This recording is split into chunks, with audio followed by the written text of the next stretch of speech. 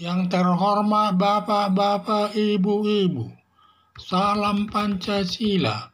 Bapak-bapak, ibu-ibu yang melihat video saya ini, tolong jangan lupa subscribe, like, dan di-share. Sifatnya gratis. Pada hari Rabu tanggal 2 Agustus tahun 2023, saya akan mengomentari kata Buniani bahwa Yusuf Kala bersekongkol dengan Prabowo Subianto menjatuhkan Ahok. Sekitar 7 tahun yang lalu masyarakat mendesak untuk menjatuhkan Ahok dari jabatannya selaku Gubernur DKI. Pada saat itu Buniani telah membuat pernyataan lewat YouTube bahwa Ahok menyatakan menodai agama Islam. Dengan alasan tersebut membuat masyarakat marah hingga melakukan demo berjilid-jilid minta penegak hukum menangkap Ahok dihukum sesuai perbuatannya. Akibatnya Ahok dihukum hakim selama 2 tahun dan Buniani dihukum hakim juga atas penyebaran informasi tersebut. Setelah Buniani selesai menjalani hukumannya, lalu mengakui bahwa Yusuf Kala bersekongkol dengan Prabowo Subianto menjatuhkan Basuki Cahayapurnama atau Ahok selaku Gubernur DKI. Padahal Prabowo Subianto calon presiden saat ini yang bisa alasan tidak memilih Prabowo Subianto sebagai presiden. Ditambah lagi masa lalu Prabowo Subianto banyak yang tidak baik, terutama matinya mahasiswa Trisakti yang kena tembak karena melakukan demo. Hal ini tidak bisa hilang dari ingatan masyarakat. Ditambah lagi pada waktu pemilu tahun 2019 yang bersaing dengan Presiden Joko Widodo melakukan politik dua kaki. Di satu sisi merangkul masyarakat nasionalis, di sisi lain merangkul garis keras lewat Forum Pembela Islam Indonesia yang dipimpin Rizik Syihab yang berakhir dimenangkan Presiden Joko Widodo. Diduga dalam pemilu tahun 2024 Prabowo Subianto tidak akan dipilih oleh rakyat karena masyarakat tidak percaya lagi sama Prabowo Subianto yang bermuka dua. Dugaan saya ketidakterpilihan Prabowo Subianto selaku presiden dari tahun 2024 diduga karena Ahok, karena karma Ahok, karena yang menjolimi Ahok sudah banyak terkena karma Ahok, baik yang sudah mati maupun yang terkena hukuman seperti Rizik Syihab selaku pimpinan Forum Pembela Islam. Masih banyak lagi yang terkena karma Ahok yang sudah lupa namanya satu persatu.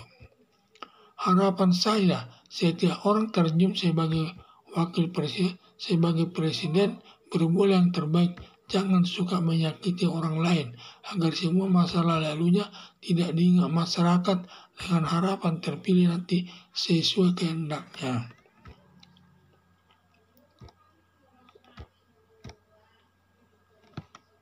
Sekitar 7 tahun yang lalu masyarakat mendesak untuk menjatuhkan Ahok dari jabatannya selaku Gubernur DKI.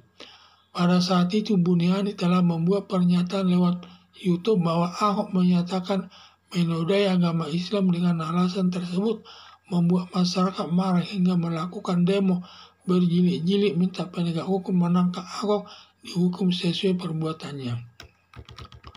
Akibat Ahok dihukum hakim semua selama 2 tahun dan Buniani dihukum hakim juga atas penyebaran informasi tersebut.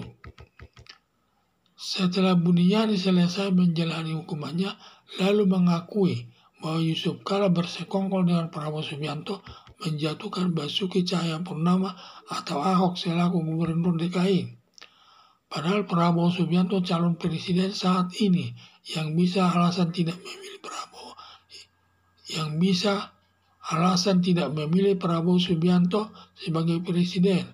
Ditambah lagi masa lalu Prabowo Subianto banyak yang tidak baik, terutama matinya mahasiswa Trisakti yang kena tembak karena melakukan demo. Hal ini tidak bisa hilang dari ingatan masyarakat.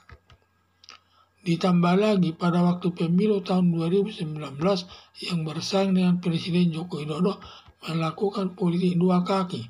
Di satu sisi merangkul masyarakat nasionalis, di sisi lain merangkul garis keras lewat Forum Pembela Islam yang dipimpin Rizik Syihab yang berakhir dimenangkan Presiden Joko Widodo. Diduga dalam pemilu tahun 2024 Prabowo Subianto tidak akan dipilih oleh rakyat karena masyarakat tidak percaya lagi sama Prabowo Subianto yang bermuka dua.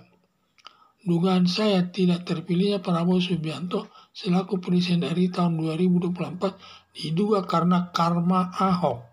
Karena yang menjolimi Ahok sudah banyak terkena karma Ahok, baik yang sudah mati maupun yang terkena hukuman seperti Rizik Syihab selaku pimpinan Forum Pembela Islam.